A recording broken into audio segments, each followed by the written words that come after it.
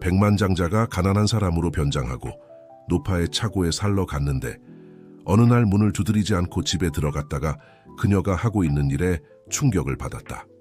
이재훈은 고급 아파트 펜트하우스에서 도시를 내려다보고 있었다.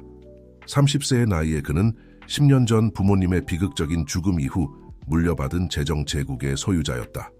오후의 태양이 유리와 강철로 된 고층 건물을 비추고 있었지만 그 광경조차 그의 입가에 미소를 띄우게 하지 못했다.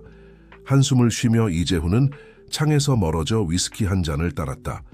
크리스털 잔에 담긴 호박색 액체가 반짝였지만 그는 거의 알아채지 못했다. 그의 마음속에 있는 공허함에 너무 깊이 빠져 있었다. 이사장님, 비서의 목소리가 그의 생각을 깨웠다. 이사회가 회의실에서 기다리고 있습니다.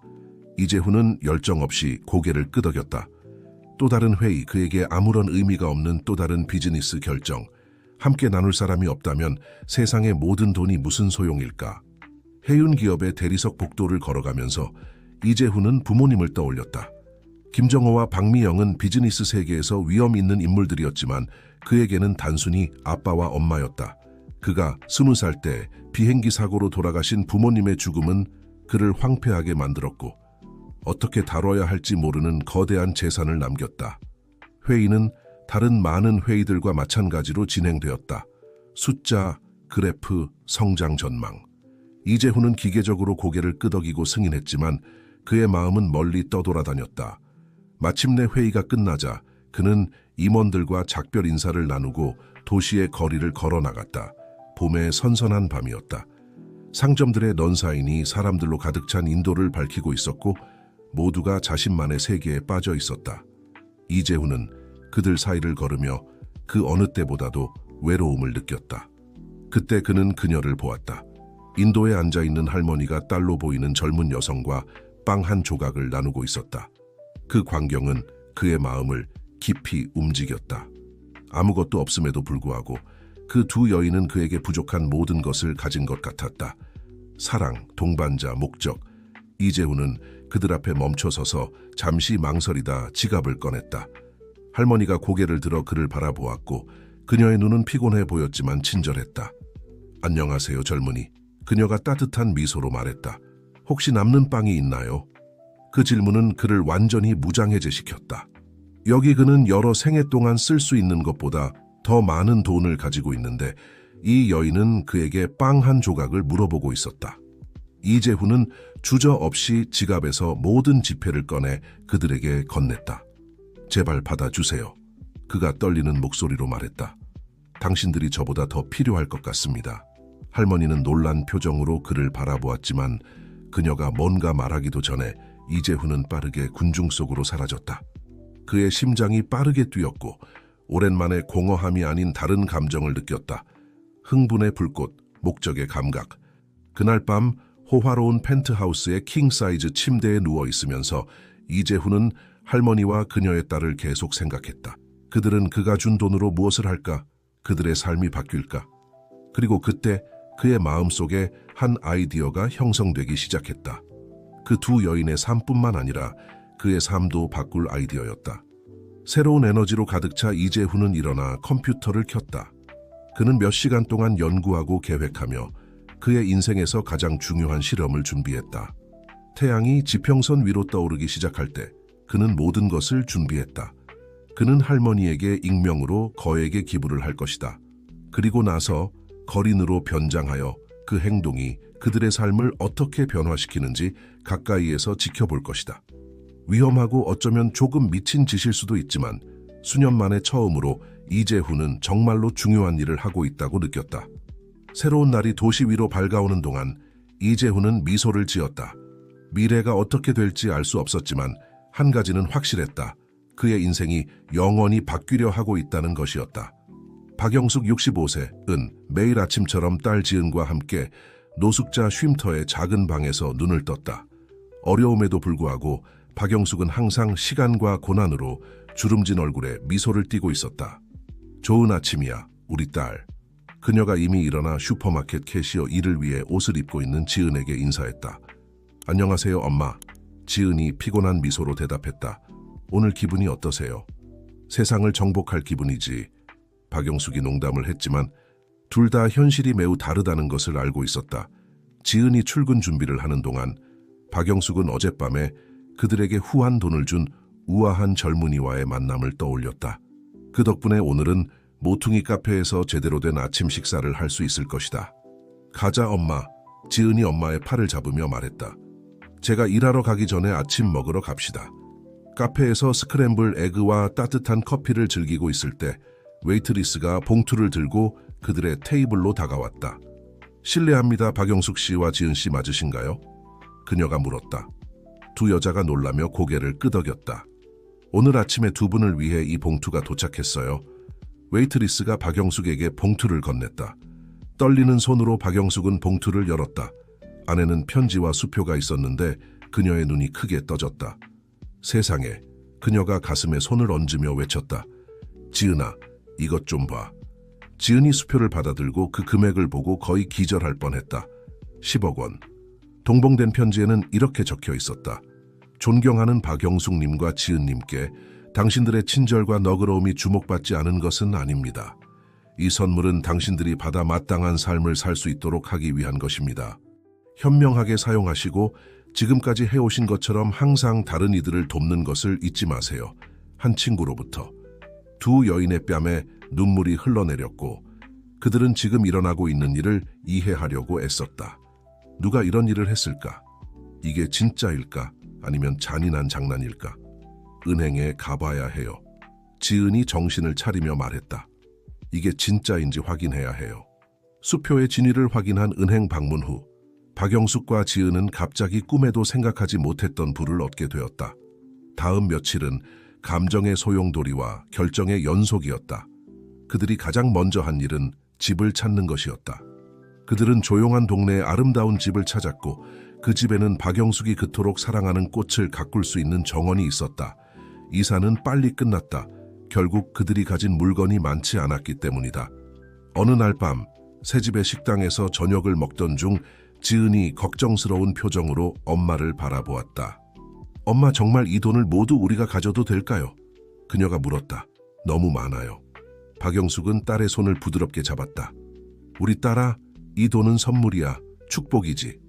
하지만 내 말이 맞아. 우리에게 필요한 것보다 더 많구나. 우리가 일부를 사용하고 나머지는 우리처럼 어려움을 겪고 있는 다른 사람들을 돕는 데 사용하는 건 어떨까? 지은은 안도의 미소를 지었다. 그거 좋은 생각이에요, 엄마. 한편 호화로운 펜트하우스에서 이재훈은 그의 계획의 다음 단계를 준비하고 있었다. 그는 거울을 보며 자신을 거의 알아보지 못했다. 그는 덥수룩하게 기른 수염과 중고 가게에서 산 낡고 해진 옷을 입고 있었다. 때가 왔어. 그는 스스로에게 말하며 깊게 숨을 들이마셨다. 그날 밤 지저분하고 집 없어 보이는 한 남자가 박영숙과 지은의 새 집 문을 두드렸다. 박영숙이 문을 열자 피곤해 보이지만 익숙하게 느껴지는 강렬함으로 빛나는 박영숙이 문을 열자 피곤해 보이지만 익숙하게 느껴지는 강렬함으로 빛나는 눈을 가진 남자와 마주쳤다. 안녕하세요, 아주머니. 남자가 쉰 목소리로 말했다. 제 이름은 민수입니다. 하루 종일 걸어 다녔는데 잘 곳이 없어요. 혹시 현관에서 하룻밤 자도 될까요? 박영숙은 그 남자를 바라보며 그녀와 지은이 길거리에서 보낸 수많은 밤을 떠올렸다. 한순간도 망설이지 않고 그녀는 대답했다. 물론이죠, 젊은이. 현관에서 자게 하진 않을 거예요. 우리에게는 작은 방이 딸린 차고가 있어요. 필요한 만큼 거기서 지내셔도 됩니다. 민수로 변장한 이재훈은 목이 메였다. 그는 이렇게 즉각적이고 진실된 관대함을 기대하지 않았다. 감사합니다, 아주머니. 어떻게 감사드려야 할지 모르겠습니다. 그가 목이 메인 목소리로 말했다. 감사할 것 없어요. 박영숙이 따뜻한 미소로 대답했다. 우리 모두 때때로 도움이 필요하죠. 어서 오세요. 머물 곳을 보여드릴게요. 박영숙을 따라 차고로 가면서 이재훈은 이 실험이 그가 상상했던 것보다 훨씬 더 깊고 변화를 가져올 것이라는 것을 깨달았다. 그리고 이렇게 모르는 사이에 이 이야기의 새 주인공은 그들의 삶을 영원히 바꿀 길을 걷기 시작했다. 날이 지나 주가 되면서 민수는 박영숙과 지은의 일상생활에 녹아들었다. 여전히 변장을 유지하고 있던 이재훈은 이 두 여성의 친절함과 정신력에 매일 더 놀라워했다. 어느 날 아침 박영숙의 정원 일을 돕던 중 그는 할머니가 마당의 빈 구석을 향해 그리워하는 듯한 눈빛으로 바라보고 있는 것을 발견했다. 박 여사님, 무슨 일 있으세요? 그가 진심 어린 걱정으로 물었다. 여인은 한숨을 쉬며 얼굴에 우수에 찬 미소를 지었다. 아무것도 아니에요, 민수 씨. 그저 기억이 났을 뿐이에요. 오래전에 여기 바깥에 작은 미술 스튜디오가 있었어요. 그림을 그렸죠. 유명하진 않았지만 행복했어요. 이재훈은 가슴이 쿵 내려앉는 것을 느꼈다. 그럼 왜 그림 그리는 걸 그만두셨어요? 박영숙은 잠시 침묵했고 그녀의 시선은 지평선을 향했다.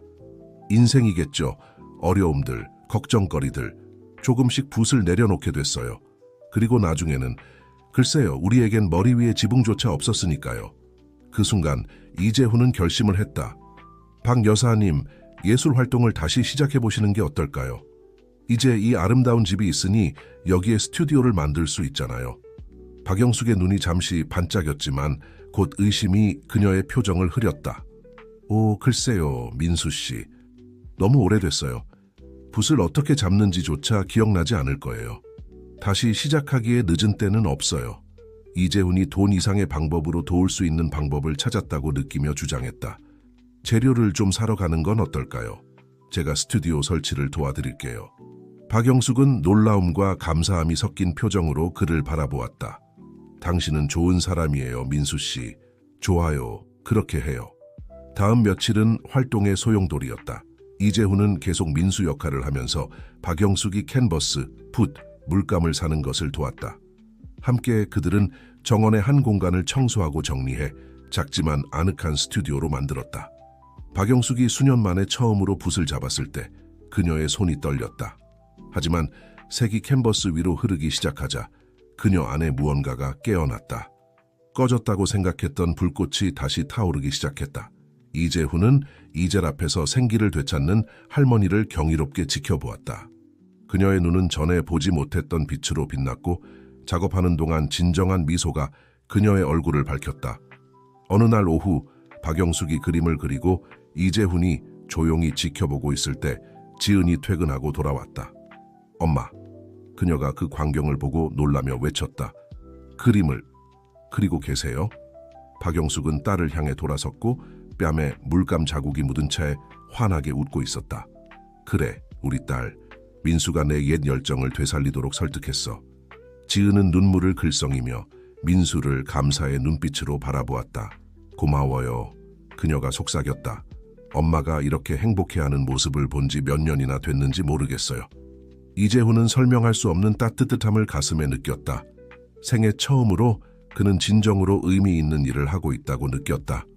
날이 지날수록 이재훈은 박영숙과 지은의 삶에 더욱 깊이 빠져들었다.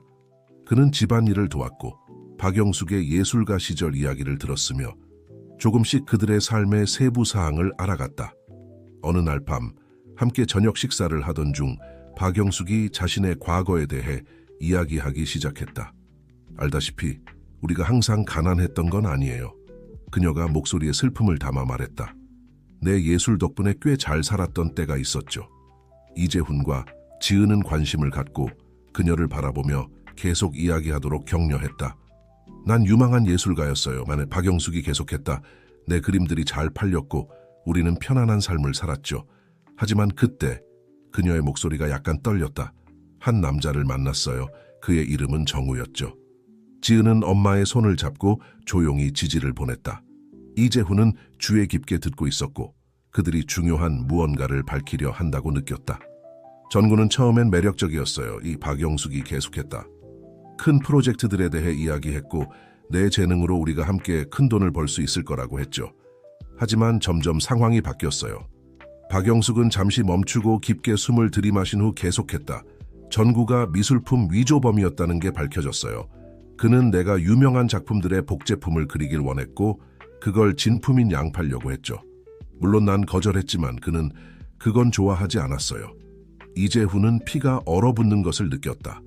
그가 어떻게 했나요? 그가 긴장된 목소리로 물었다. 그가 날 협박했어요. 자, 박영숙이 가냘픈 목소리로 대답했다. 내가 협조하지 않으면 당시 어린아이였던 지은에게 해를 끼치겠다고 했죠.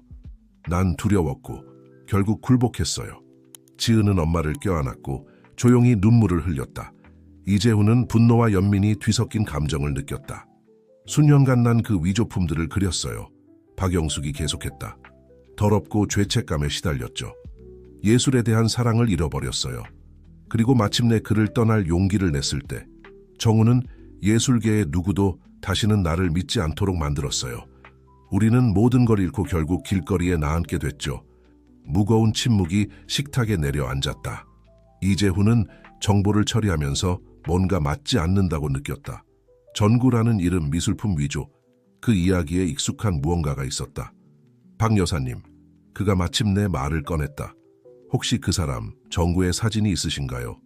박영숙이 천천히 고개를 끄덕였다. 옛날 사진을 아직 가지고 있을 거예요. 왜요? 그냥 궁금해서요. 이재훈이 거짓말을 했고 그의 심장이 빠르게 뛰기 시작했다. 박영숙은 일어나 오래된 사진첩을 가지러 갔다.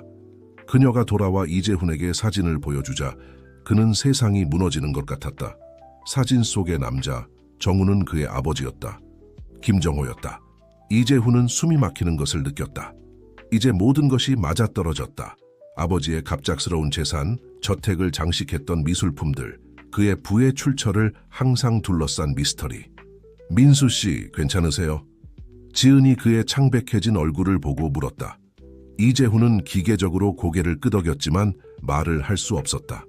그의 마음은 감정과 생각의 소용돌이였다. 그를 키운 아버지가 어떻게 이런 일을 할 수 있었을까? 그리고 이제 이 정보로 무엇을 해야 할까? 그날 밤 차고의 작은 침대에 누워 이재훈은 결심을 내렸다. 이제 진실을 밝힐 때였다. 과거와 마주하고 아버지의 잘못을 바로잡으려 노력해야 했다. 하지만 그 전에 더 많은 것을 알아야 했다.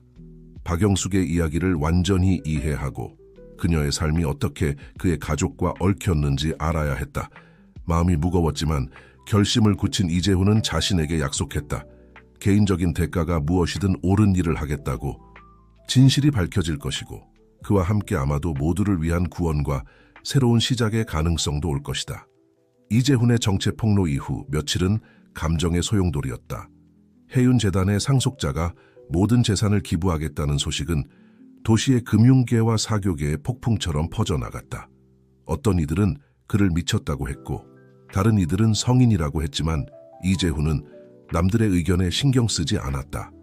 그는 자신이 옳은 일을 하고 있다는 것을 알고 있었다. 박영숙과 지은은 처음에는 망설였지만 결국 이재훈의 기부 관리를 돕기로 동의했다. 함께 그들은 새로운 여명 재단을 만들어 어려움에 처한 예술가들과 노숙자들을 지원하기로 했다. 어느 날 아침, 이제는 그들의 공동 가정이 된 집에 부엌에서 아침 식사를 하면서 이재훈은 그의 마음속에 떠오른 아이디어를 제안했다. 생각해봤는데요.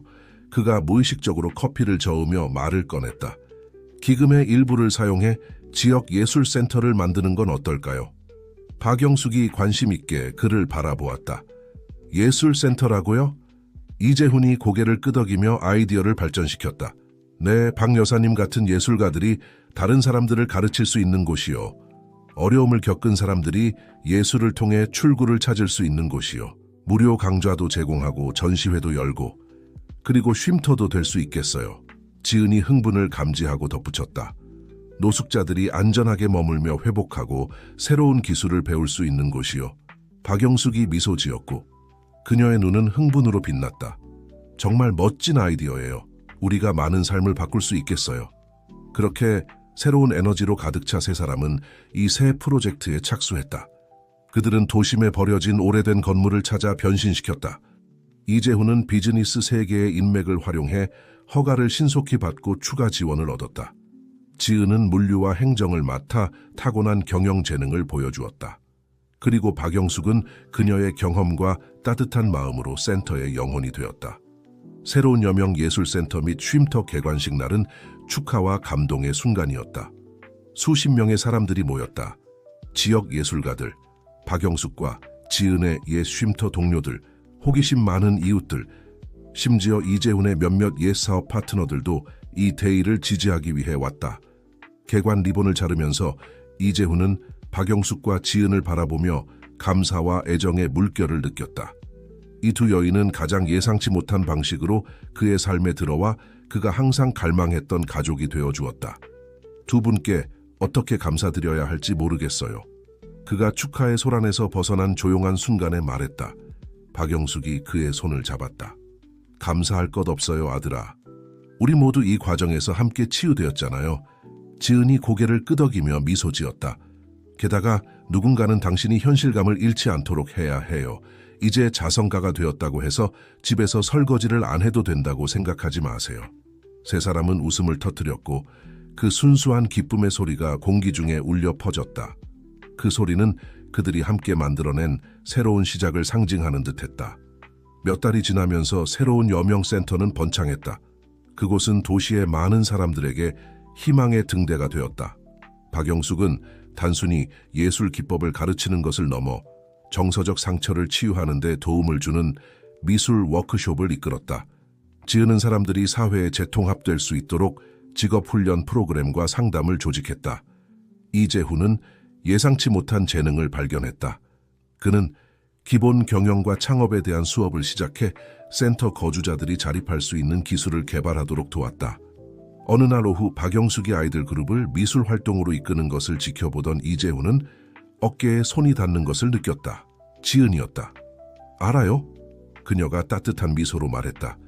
당신이 마침내 자신의 목적을 찾은 것 같아요. 이재훈은 고개를 끄덕이며 전에 결코 경험하지 못했던 평화를 느꼈다. 그래요. 당신 말이 맞아요. 난생 처음으로 정말 중요한 일을 하고 있다고 느껴요. 지은이 그를 바라보았고 그녀의 눈에는 존경과 함께 지난 몇 달 동안 그들 사이에서 자라난 또 다른 감정이 어려 있었다. 당신은 많은 삶을 바꾸었어요, 이재훈 씨. 우리의 삶을 포함해서요.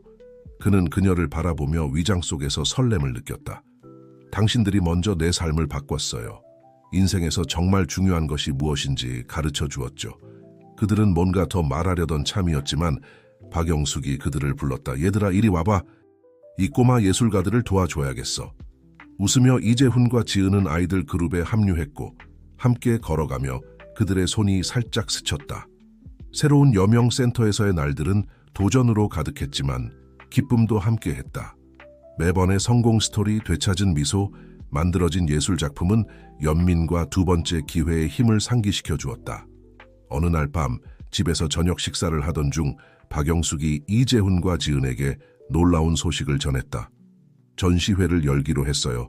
그녀가 긴장과 흥분이 섞인 목소리로 발표했다. 내 새 작품들로요. 이재훈과 지은은 놀라움과 기쁨이 섞인 눈빛을 교환했다. 그거 정말 멋져요, 엄마. 지은이 외치며 엄마를 껴안았다. 정말 자랑스러워요, 박 여사님. 이재훈이 덧붙였다. 그는 이제 그에게 어머니가 된 여인의 얼굴에서 행복을 보며 가슴이 따뜻해지는 것을 느꼈다. 박영숙은 미소 지었고 그녀의 눈은 수년 만에 처음으로 빛나고 있었다. 너희 둘 덕분이야. 너희가 내가 다시 나 자신과 내 예술을 믿을 수 있는 힘을 주었어. 전시회 준비는 가족 프로젝트가 되었다. 이재훈은 그의 인맥을 활용해 명성 있는 갤러리를 섭외했고 지은은 물류와 홍보를 담당했으며 박영숙은 새로운 작품들을 위해 쉴 새 없이 작업했다. 개막식 날이 왔다. 갤러리는 사람들로 가득 찼다. 지역 예술가들, 미술 평론가들, 새로운 여명센터의 거주자들, 그리고 놀랍게도 몇몇 중요한 컬렉터들까지. 지은이 고집스럽게 사주겠다고 한 우아한 드레스를 입은 박영숙은 방문객들을 그녀의 컬렉션을 통해 안내하며 빛나고 있었다. 그녀의 새 작품들은 절망에서 희망과 갱생에 이르는 여정을 반영하는 색채와 감정의 폭발이었다. 조용한 순간 이재훈은 그의 숨을 멎게 한 특별한 그림 앞에 서 있었다. 그것은 새 인물의 초상화였다. 나이 든 여성, 젊은 여성, 그리고 한 남자. 그들의 실루엣은 포옹하고 있었고 따뜻하고 생생한 색채로 둘러싸여 있었다. 우리네요다. 그가 그들의 작은 가족을 나타내는 그림을 알아보며 속삭였다. 그래요. 그의 뒤에서 박영숙의 목소리가 들렸다. 내 가족이에요. 우리 가족이죠. 이재훈은 눈물을 글썽이며 돌아서서 그에게 진정한 사랑과 연민의 의미를 가르쳐준 여인을 껴안았다. 전시회는 대성공이었다. 평론가들은 박영숙의 감정적 깊이와 기술을 칭찬했고 여러 점의 그림이 그날 밤 바로 팔렸다. 하지만 이재훈, 지은, 박영숙에게 진정한 승리는 그들의 상호 사랑과 지지가 얼마나 아름답고 의미 있는 것으로 꽃피웠는지를 보는 것이었다. 밤이 끝나갈 무렵 마지막 손님들이 떠나고 세 사람은 갤러리에 홀로 남았다. 그들은 그들의 이야기를 담은 작품들에 둘러싸여 있었다. 알아요. 박영숙이 평온한 미소로 말했다. 마침내 내 행복한 결말을 찾은 것 같아요. 그리고 이건 내가 상상했던 것보다 훨씬 더 좋아요. 이재훈과 지은이 그녀를 껴안았고 그들은 벽에 걸린 초상화의 생생한 반영을 이루었다. 이건 끝이 아니에요, 엄마. 지은이 부드럽게 말했다. 새로운 시작이에요. 우리 모두를 위한. 그들이 그렇게 서로 껴안은 채로 있는 동안 이재훈은 자신이 어떤 재산보다도 더 가치 있는 것을 찾았다는 것을 알았다. 그는 가정, 가족, 그리고 목적을 찾았다. 그리고 이것으로 마침내 그는 진정으로 부자가 되었다고 느꼈다. 새로운 여명센터가 인기를 얻고 박영숙의 예술 경력이 꽃피는 동안 삶은 이재훈, 지은, 박영숙에게 완벽한 균형을 찾은 것 같았다. 하지만 과거는 가장 예상치 못한 순간에 되살아나는 특별한 방식이 있다. 가을의 어느 아침 이재훈이 부엌에서 우편물을 확인하고 있을 때 한 봉투가 그의 주의를 끌었다. 보낸 사람의 주소는 없었고 단지 그의 이름이 어딘가 익숙한 우아한 필체로 쓰여 있었다. 불길한 예감과 함께 그는 봉투를 열었다. 안에는 편지와 오래된 사진 한 장이 들어있었다. 사진에는 그의 아버지 김정호가 음침해 보이는 남자들 무리와 함께 있었다. 이재훈은 그중 한 명을 박영숙을 괴롭혔던 전구로 알아보았다. 편지에는 이렇게 적혀 있었다. 이재훈님께 당신의 아버지에 대해 아직 모르는 진실들이 있습니다. 그가 세운 제국은 당신이 상상하는 것보다 더 어두운 뿌리를 가지고 있습니다. 진실을 알고 싶다면 이번 토요일 자정에 항구의 옛 창고에서 만나십시오. 혼자 오십시오. 가족의 오랜 친구로부터. 이재훈은 발밑의 땅이 흔들리는 것을 느꼈다. 아버지의 어두운 유산을 뒤로 했다고 생각했을 때 과거가 그를 괴롭히기 위해 다시 돌아온 것이다. 이재훈 씨, 괜찮으세요? 지은의 목소리가 그의 생각을 깨웠다. 그녀는 부엌 문에서 걱정스럽게 그를 바라보고 있었다. 잠시 이재훈은 그녀에게 모든 것을 말하려고 했다. 하지만 그녀를 잠재적으로 위험한 일에 연루시키고 싶지 않아 멈췄다. 네, 그저 은행에서 온 옛 계좌에 대한 소식이에요. 그가 거짓말을 했고 그렇게 하는 것을 스스로 증오했다. 지은은 고개를 끄덕였지만 완전히 납득한 것 같지는 않았다. 알겠어요. 우리가 함께 이 일을 겪고 있다는 걸 기억하세요. 알죠? 무엇이든 저에게 말씀하실 수 있어요. 이재훈은 고개를 끄덕이며 죄책감을 느꼈다. 알아요. 고마워요, 지은 씨. 다음 며칠은 이재훈에게 고문과도 같았다. 그는 신비로운 약속에 가야 할지 아니면 완전히 무시해야 할지 고민했다. 한편으로는 아버지의 과거에 대한 어떤 정보라도 그들이 쌓아온 모든 것을 위험에 빠뜨릴 수 있다고 두려워했다. 다른 한편으로는 그 과거의 장을 완전히 닫기 위해서는 전체 진실을 알아야 한다고 느꼈다. 토요일이 너무 빨리 찾아왔다. 이재훈은 박영숙과 지은에게 센터의 잠재적 기부자들과 늦은 회의가 있다고 말했다. 거짓말을 하는 것이 싫었지만 그들을 위해서라고 스스로를 설득했다. 자정에 이재훈은 항구의 낡은 창고 앞에 서 있었다. 그곳은 텅 비어 있었고 바다에서 차가운 바람이 불어왔다. 심장이 빠르게 뛰는 가운데 그는 안으로 들어갔다. 내부는 어둡고 먼지 투성이었다. 갑자기 그림자에서 목소리가 들려왔다. 많이 자랐구나, 이재훈. 나이든 남자가 어둠 속에서 나타났다. 이재훈은 그를 사진에서 알아보았다. 그의 아버지와 함께 있던 남자들 중 한 명이었다. 당신은 누구십니까?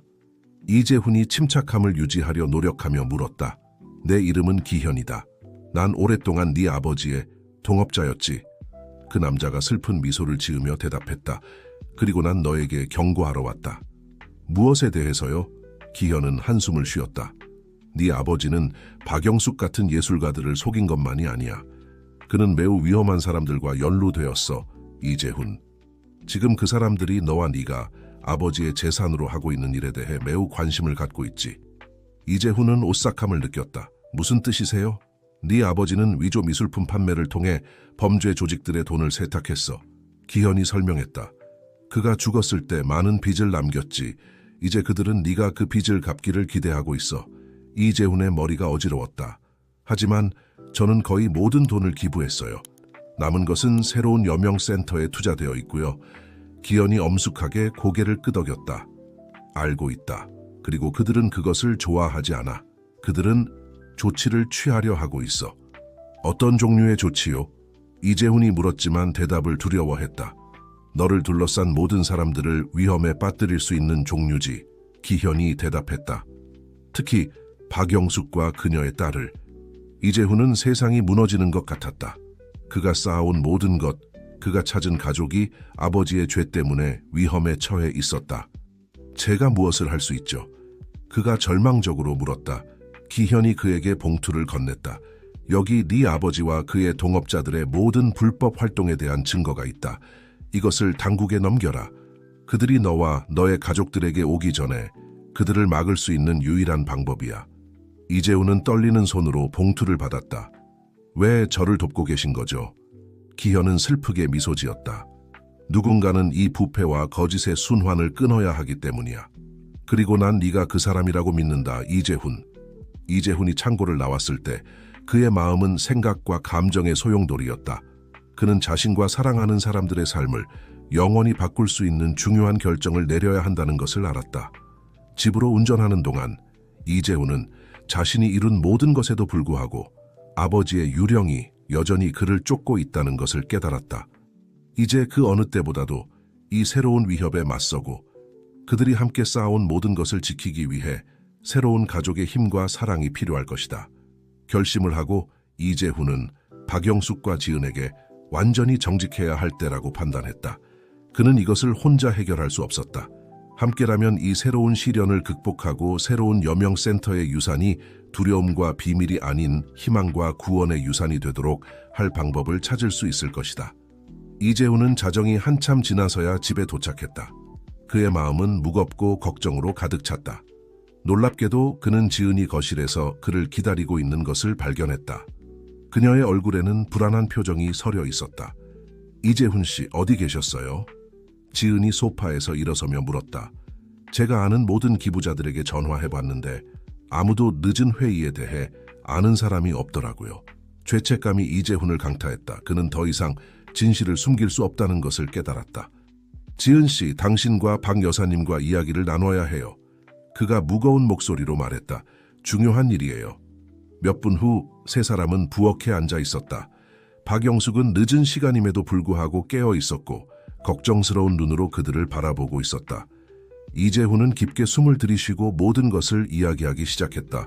수수께끼 같은 편지, 기현과의 만남, 그리고 그의 아버지의 과거에 대한 끔찍한 진실. 이야기를 마쳤을 때 무거운 침묵이 방을 채웠다. 박영숙이 첫 번째로 말을 꺼냈고 그녀의 목소리는 약간 떨리고 있었다. 오, 이재훈, 왜 우리에게 더 일찍 말하지 않았니? 두 분을 보호하고 싶었어요. 그가 고개를 숙이며 대답했다. 혼자 해결할 수 있을 거라고 생각했죠. 하지만 제가 틀렸어요. 두 분 없이는 이 일을 헤쳐나갈 수 없어요. 지은이 그의 손을 잡았고 그녀의 눈은 결의로 가득 차 있었다. 당신은 혼자가 아니에요, 이재훈 씨. 우리는 가족이잖아요. 기억하세요? 우리가 함께 이 일을 헤쳐나갈 거예요. 박영숙이 고개를 끄덕였고 그녀의 눈에서 옛 불꽃이 다시 타오르는 것이 보였다. 우리는 더 어려운 일도 겪어왔어. 과거가 지금 우리를 무너뜨리도록 두지 않을 거야. 이재훈은 어깨에서 무거운 짐이 내려가는 것을 느꼈다. 함께 그들은 계획을 세우기 시작했다. 다음 날 아침 이재훈은 지금 검찰에서 일하고 있는 법대 시절 오랜 친구를 만났다. 그는 기현이 준 모든 증거를 넘기며 상황을 설명하고 그의 가족과 새로운 여명센터를 위한 보호를 요청했다. 다음 며칠은 긴장의 연속이었다. 당국은 철저한 조사를 시작했고 곧 예술계의 부패와 돈세탁 네트워크에 대한 소식이 언론을 뒤덮었다. 새로운 여명센터는 대중의 주목을 받게 되었다. 일부는 이재훈이 정말로 그의 아버지의 활동을 몰랐는지 의문을 제기했다. 다른 이들은 기부의 정당성과 센터를 지원하는 돈의 출처에 대해 추측했다. 하지만 폭풍의 한가운데서 이재훈, 지은, 박영숙은 단결을 유지했다. 그들은 기자회견을 열어 이재훈이 모든 진실을 털어놓았다. 그가 어떻게 아버지에 대한 진실을 알게 되었는지, 재산을 기부하기로 한 결정, 그리고 새로운 여명센터가 어떻게 진정으로 선한 일을 하고자 하는 열망에서 탄생했는지를. 박영숙도 발언했고 그녀의 학대와 극복의 이야기를 나누었다. 그녀의 용기와 정직함은 많은 사람들의 마음을 움직였고 곧 지지의 물결이 일기 시작했다.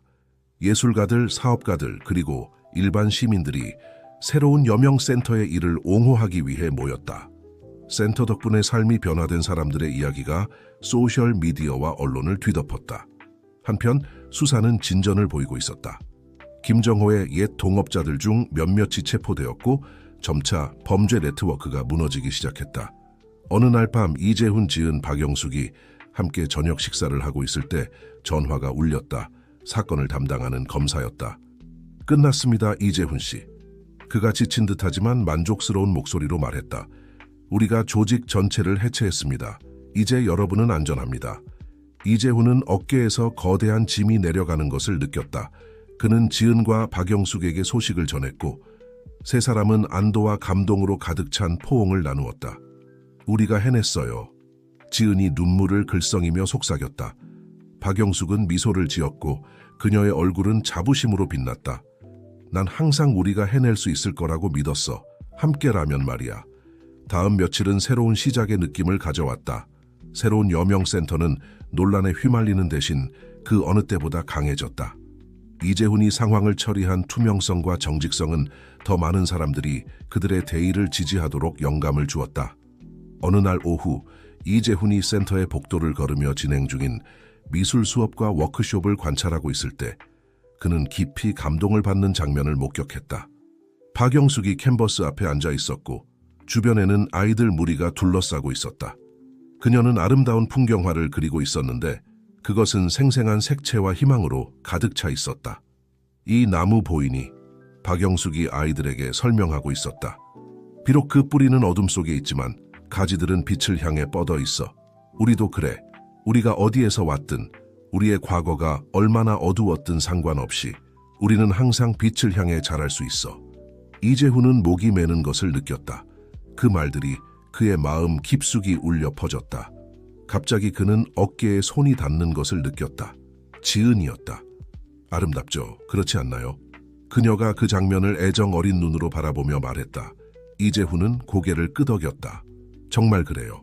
우리 모두 정말 많이 성장했어요. 지은이 그를 바라보았고 그녀의 눈은 몇 달 동안 그들 사이에서 자라난 감정으로 빛나고 있었다. 이재훈 씨, 제가 당신에게 말하고 싶었던 게 있어요. 하지만 그녀가 계속 말을 잇기 전에 그들은 센터의 자원봉사자 중 한 명에 의해 중단되었다. 이재훈 씨, 지은 씨, 이것 좀 보세요. 그가 흥분해서 외치며 입구를 가리켰다.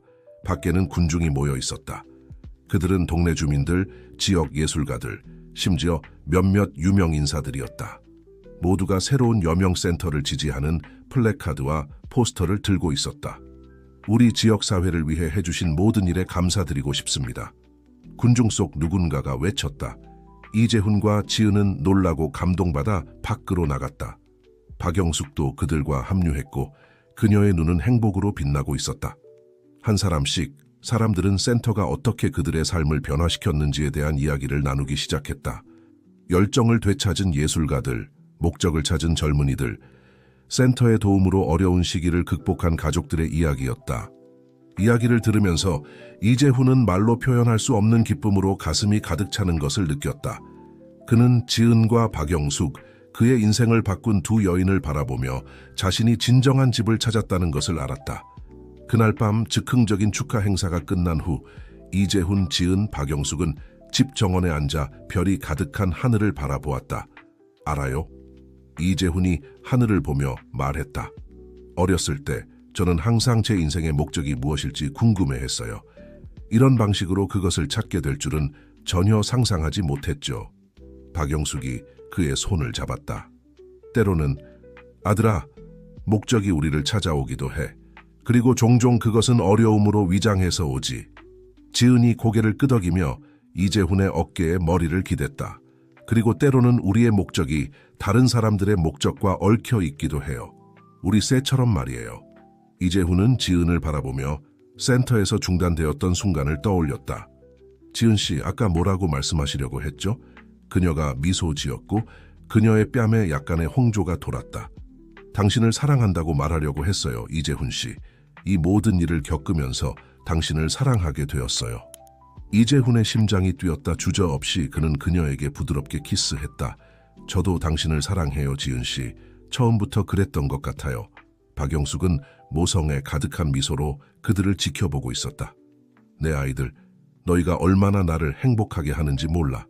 세 사람은 별이 빛나는 하늘 아래에서 서로를 껴안았고 그들의 마음은 사랑과 감사, 그리고 미래에 대한 희망으로 가득 찼다.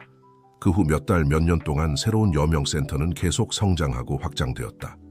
이재훈과 지은은 센터의 정원에서 아름다운 결혼식을 올렸고 그들의 삶에 감동을 준 모든 사람들에 둘러싸여 있었다.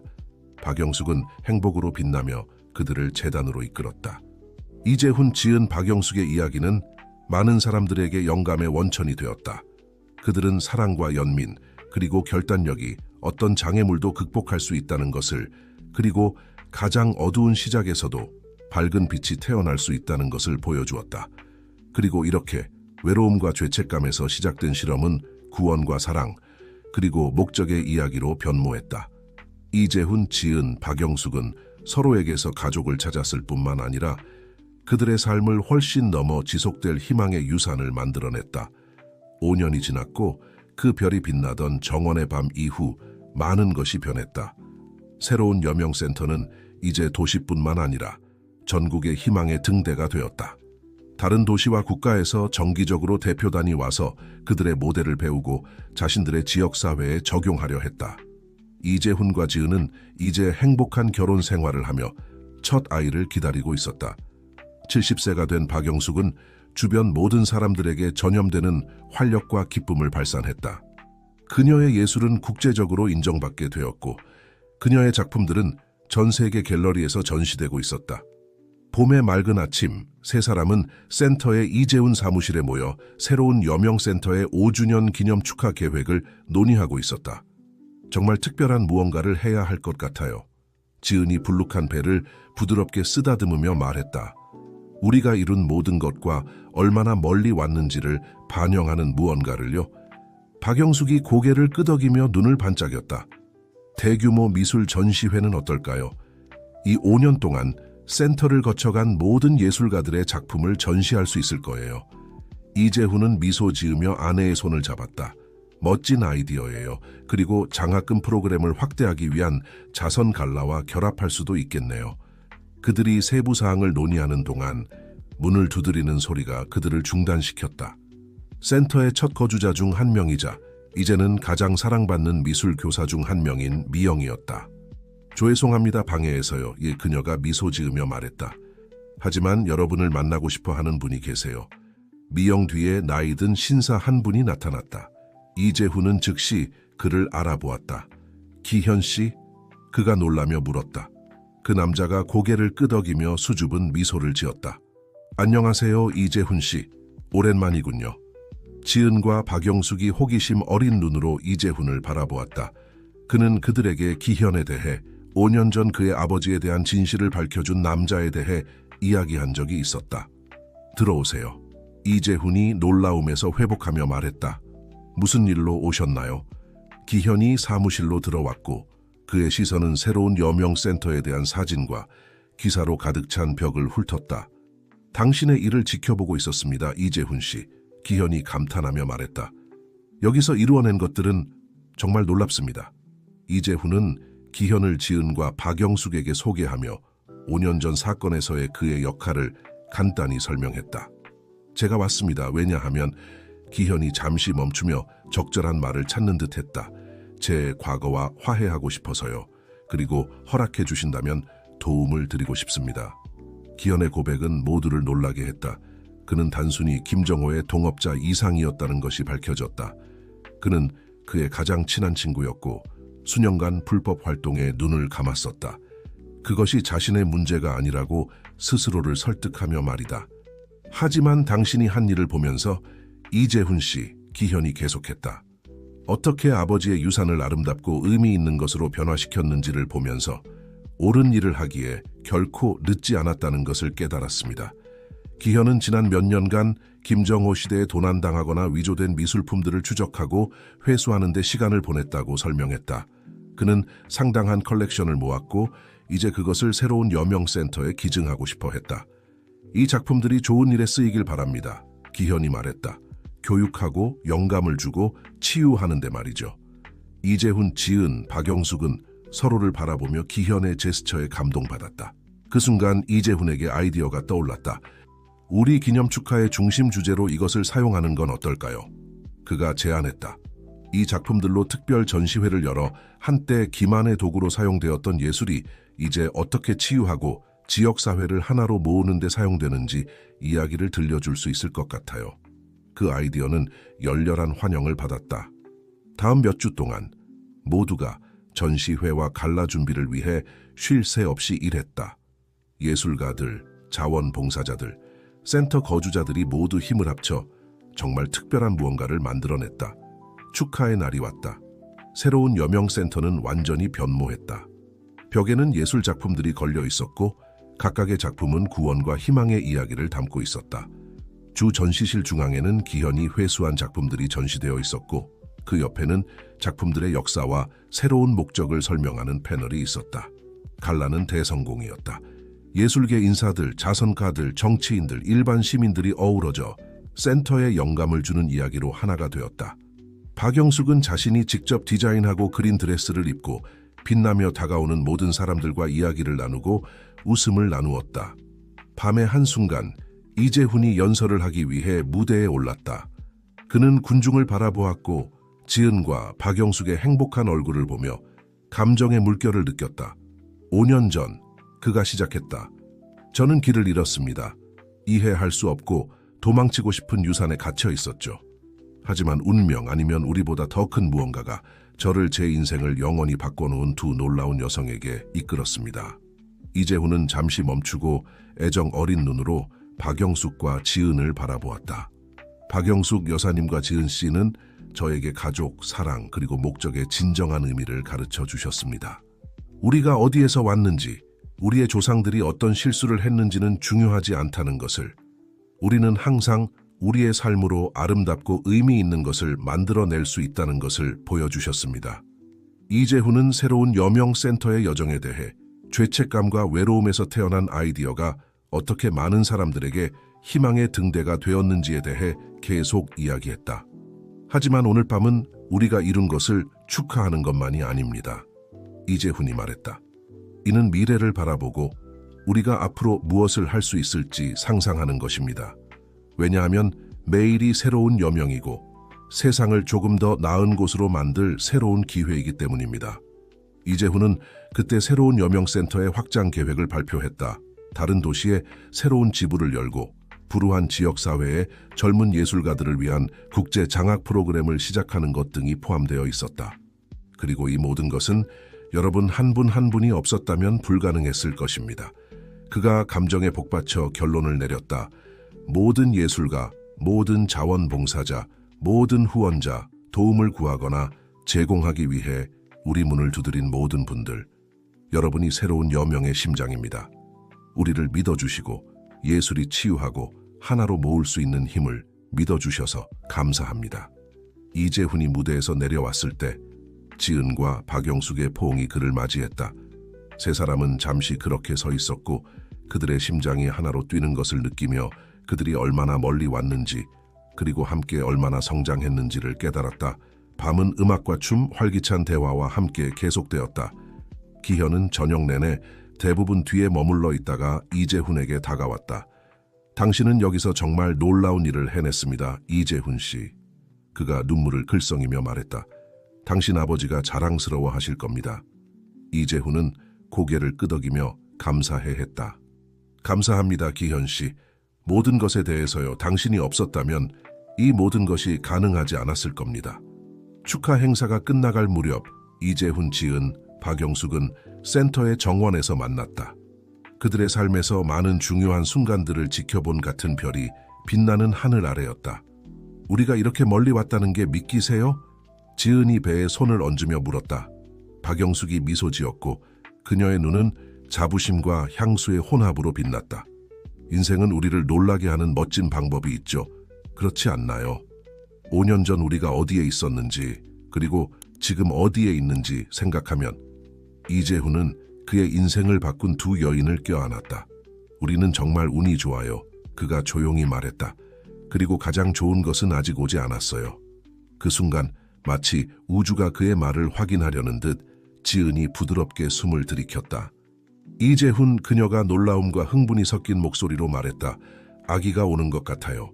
세 사람은 서로를 바라보았고 새로운 감동의 물결이 그들을 덮쳤다. 병원으로 서두르는 동안 이재훈은 이 순간이 얼마나 완벽한지 생각하지 않을 수 없었다. 새로운 시작을 5년간 축하하는 밤에 그들은 이제 새 생명을 맞이하려 하고 있었다. 몇 시간 후 산부인과 병실에서 이재훈은 갓 태어난 딸을 팔에 안고 있었다. 지은은 피곤하지만 빛나는 미소로 옆에 누워 있었고 박영숙은 무한한 사랑으로 그들 모두를 바라보고 있었다. 이름을 뭐라고 지을까요? 지은이 부드럽게 물었다. 이재훈은 딸을 바라보고 그리고 지은과 박영숙을 바라본 뒤 미소 지었다. 여명이 어떨까요? 그가 제안했다. 그녀는 우리의 새로운 여명이니까요. 두 여인이 눈물을 글썽이며 고개를 끄덕였다. 그리고 그렇게 그 병원 방에서 사랑과 희망으로 둘러싸인 채 가장 예상치 못한 상황에서 태어난 가족이 그들의 새 구성원을 맞이했다. 밖에서는 태양이 지평선 위로 떠오르기 시작했고 하늘을 분홍빛과 금빛으로 물들이고 있었다. 그것은 새로운 날, 새로운 시작이었다.